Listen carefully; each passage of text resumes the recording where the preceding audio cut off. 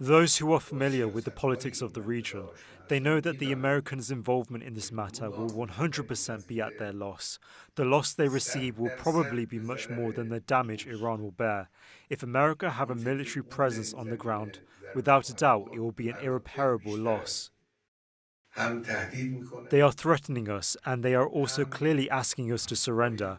With an unacceptable language, they ask the nation to surrender, and they ask us to come and surrender, which surprises us.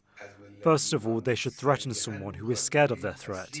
The nation of Iran has shown that they does not feel intimidated by the threat of those doing the threatening. Moments ago, Iran's supreme leader addressed his nation, saying Iran will not surrender. He also directly responded to President Trump. Ayatollah Ali Khamenei made this threat: let the Americans know that the Iranian nation is not one to surrender, and any military intervention on their part will undoubtedly result in irreparable damage. His remarks coming just a day after President Trump called on Tehran to surrender unconditionally.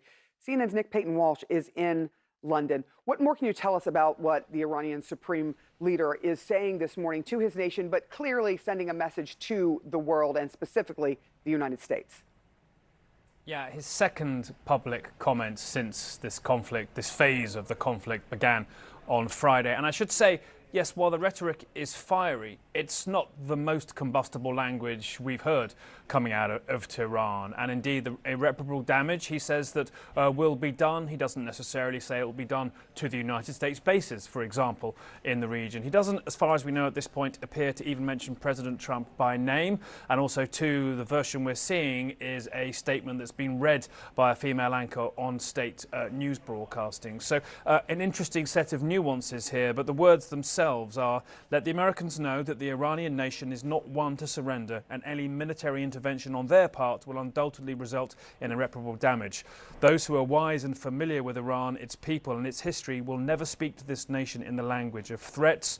And that, of course, comes after Trump himself suggested that Khamenei was an easy target and suggested they would hold off killing him for now, and demanded unconditional surrender. Now, I think many long-term observers of Iran would say to you, it's highly unlikely at any stage you would hear the Ayatollah or anyone in his security circle accept the notion of unconditional surrender, and how, of course, will that even practically occur with Israeli jets in the sky. But this statement, I think, it's clearly putting Iran in a position where it's not about to suddenly kowtow to any specific American demand. It is clearly not looking publicly here or beseeching America for some kind of diplomatic off-ramp.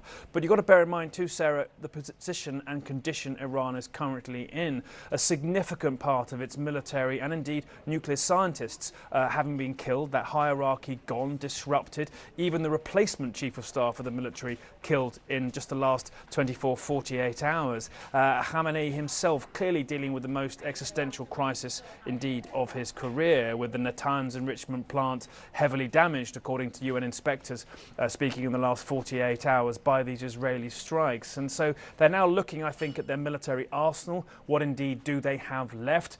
Some experts we've been speaking to have suggested they have between 1,000 to 2,000 missiles that could hit Israel. They've possibly burned through 500, maybe 700 of those so far. So really doubts as to how much they have left that could be used as a deterrent against Israel, period. And I think that will be dictating a lot of their choices going forwards. They can't publicly give in, but there's not an awful lot potentially, as far as we know, they can do to deter the US and Israel in the days and weeks ahead. Iran's supreme leader ratcheting up its war of words with the US this morning. The US military now surging its troops in the region. And two sources, CNN says President Trump is increasingly warming to the idea of the US using its military to strike Iran's nuclear facilities. Iran ramping up tough talk, as we mentioned just a short time ago. Iran's supreme leader warned that if the US gets involved in the conflict, it will cause irreparable damage. That comes after President Trump said the Ayatollah would be an easy target and demanded Iran's unconditional surrender.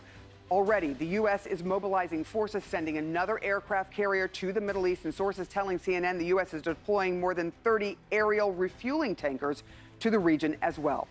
Overnight, Israel says it launched a new wave of strikes involving more than 50 jets on Iranian centrifuges and missile production sites.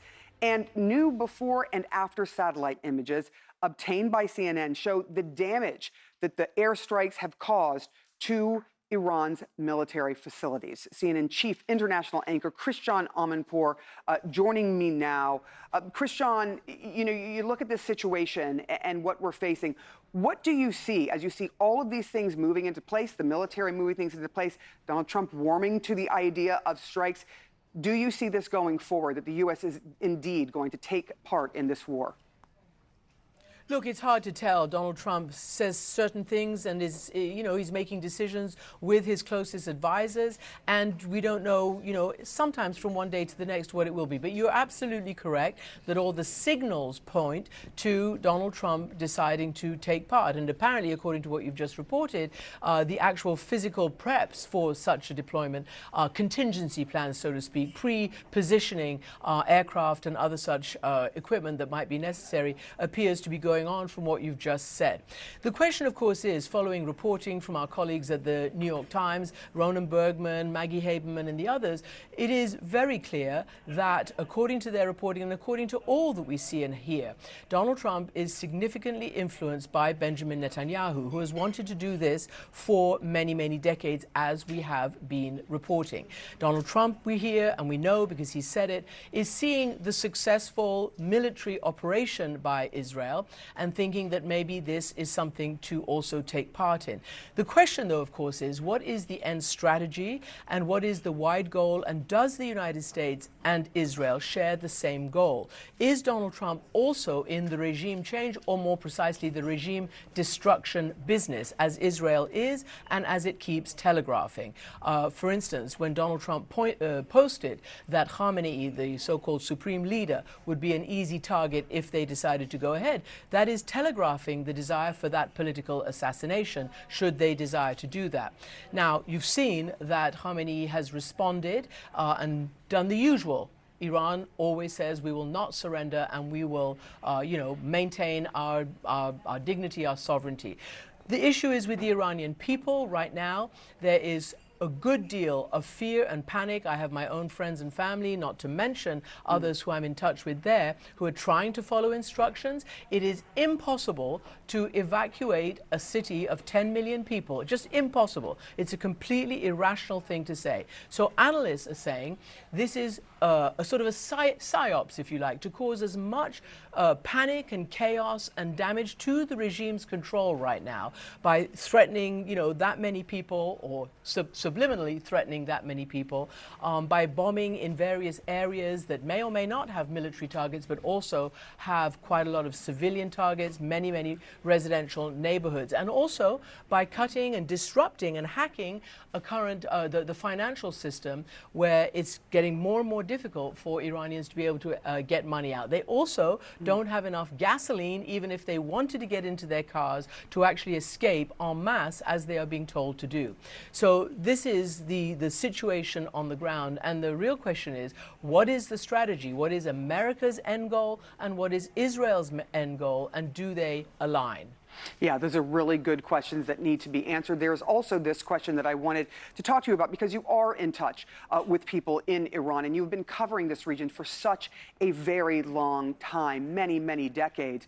One of the stated goals we are now hearing from Netanyahu is that not only does he want to get rid of the nuclear facilities that Iran has and its nuclear capabilities, but he is calling for regime change. What are you hearing from within Iran as Israel is also striking Iran and sending people into a panic?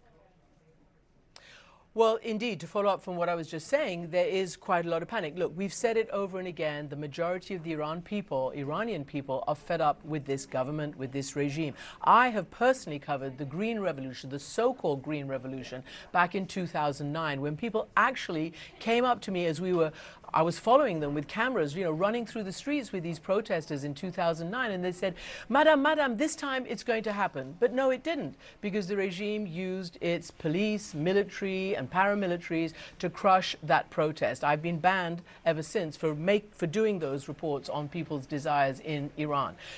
So the question is, will they be able to come out now under a hail of bombardment and under the panic that I've just described, because people don't know where the hits are going going to happen, even if Israel says they're telegraphing. Remember, Gaza the same. They said they were telegraphing, but many people just found themselves going in circles and not knowing exactly where to go, over and over again, being told to evacuate under a hail of bombs and strikes. The second issue is, even though many people would like to see an end to this, do they want to see it? And you're seeing it on their internal discussions and Telegram, although even that is difficult to monitor right now because of the disruption of a lot of internet ability there, that they're very concerned and not thrilled that this might come, you know, at the end of an Israeli F-15 jet. It is very, very sensitive in that part of the world, especially given what that part of the world and many parts of the world view as, you know, the decimation of the Palestinian people by Israel right now in Gaza and in the West Bank as well. So there are all those complicated things. Then the last most important thing is, who comes next? If regime destruction is the aim, who and what comes next?